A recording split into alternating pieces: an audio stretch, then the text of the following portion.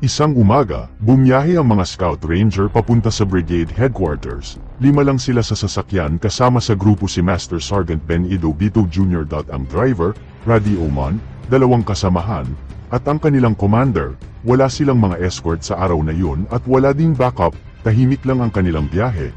Pero kakaiba na ang pakiramdam noon ni Master Sergeant Ben Ido Bito Jr. Hindi na siya komportable, parang may mali. Pagdaan ng kanilang sasakyan sa Barangay Consuelo Bunawan sa Agusan del Sur, ay may napansin siyang kakaiba sa paligid. Ano ang kanyang natuklasan at ano ang sumunod na nangyari sa grupo nila Master Sergeant Ben Ido Bito Jr., yan ang ating kwento ngayon.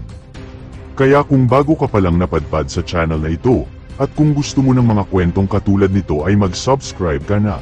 At huwag kalimutang i-like at pindutin ang notification bell para lagi kang updated sa mga kwentong kagaya nito. Si Master Sergeant Ben Ido Bito Jr. ay isang retiradong Scout Ranger, 27 taon siyang nagsilbi sa bayan, nagsanay sa Scout Ranger course, airborne training, at ang hindi mabilang na karanasan sa military operations sa iba't ibang lugar sa Mindanao laban sa mga terorista at mga rebelde. Maraming beses na niyang nakaharap si kamatayan, pero may isang labanan sa probinsya ng Agusan del Sur na kahit kailan ay hindi na niya makakalimutan at hindi na mabubura sa kanyang isipan. Nagsimula ang lahat noon, isang araw nang tinawag sila ng kanilang battalion commander para sa isang mission briefing. Kaya kinabukasan, ay bumiyahe na sila papunta sa kanilang brigade headquarters. Bali 5 lang sila sa sasakyan kabilang si Master Sergeant Ben Ido Bito Jr., ang kanilang driver, Raddy Oman, 2 kasamahan, at ang kanilang commander. Wala silang mga escort at wala din silang mga backup, tahimik lang sila sa kanilang biyahe. Pero para kay Master Sergeant Ben Ido Bito Jr., kakaiba ang pakiramdam niya, hindi siya komportable at parang may hindi inaasahang mangyayari, at sa tingin niya ay parang may mali.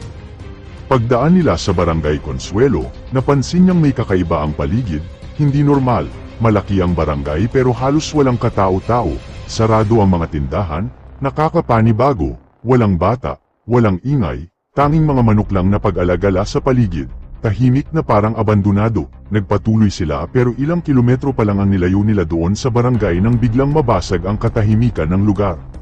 Sunod-sunod na malalakas na putok ang tumama sa kanilang sasakyan mula sa bandang kanan. Nalaman nila na isa palang napakadelikado at planadong ambush ang nangyayari. Nagulat ang mga sundalo pero hindi sila nagpanik, gumanti sila ng putok. Agad ding nag-return fire si Master Sergeant Ben Ido Bito Jr.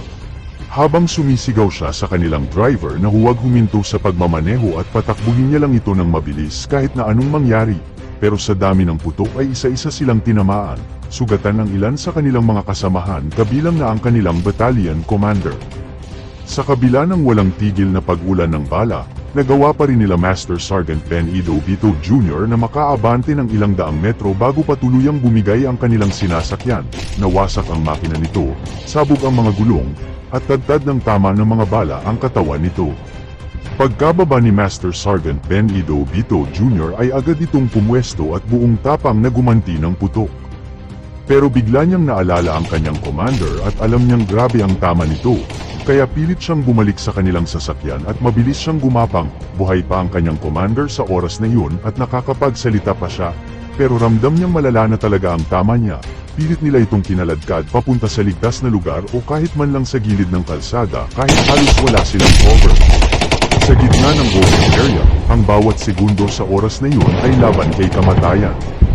Kaya ang ginawa ni Master Sergeant Ben Ido Bito Jr. ay nagpadala ng mensahe sa kahit anong sasakyang nadaraan para humingi ng reinforcement habang patuloy silang binabakbakan at pinapalibutan ng mga kalaban. Maya-maya, ay may mga armadong lalaking unti-unting papalapit sa kanyang posisyon, ang iba ay naka-uniform, at ang iba ay naka-sibilyan. Noong una ay akala nila Master Sergeant Ben Ido Bito Jr. ay reinforcement na ito. Pero nang mapagmasdan at makita ang kilos ng mga armado ay alam nila na ito ay ang kanilang mga kalaban. Agad na nagpaputok ng M203 si Master Sergeant Ben Ido Bito Jr. sa mga kalaban.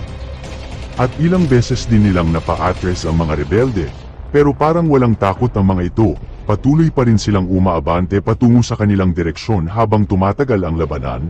ay unti-unti na ring maubos ang kanilang bala at lakas, lumipat siya sa pilapil sa gitna ng isang palayan para magkaroon sila ng mas magandang pwesto. Doon niya na-realize ang totoong sitwasyon.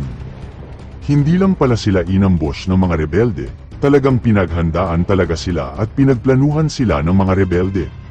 Mula sa kanyang pwesto, ang estimate niya ay umaabot sa 30 hanggang 70 ang mga kalaban, may mga landmine pa sa unahan kung saan sana. Hihinto ang kanilang sasakyan kung binagalan pa nila ito kanina. Doon kinilabutan si Master Sergeant Ben Ido Bito Jr. na baka hindi na sila makalabas ng buhay.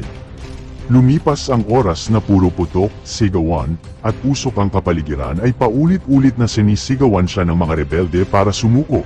Pero bilang Scout Ranger, hindi sila tinuruan para umatras habang may kasama pang mga sugatan na naiwan.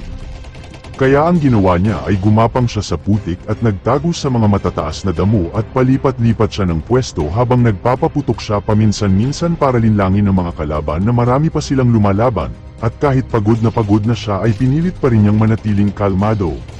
Sa isip niya, hindi na lang ang sarili ang iniisip niya, kundi ang kanyang mga kasamahan na sugatan at nasawi, lalo na ang kanilang battalion commander na itinuring nilang parang ama.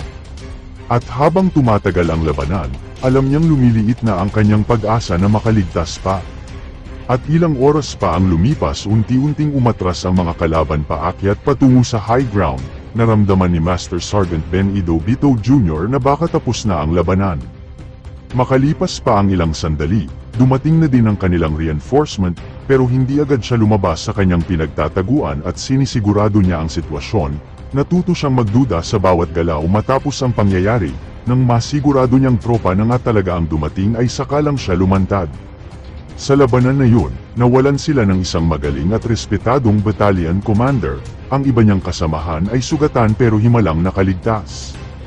At si Master Sergeant Ben Ido Bito Jr.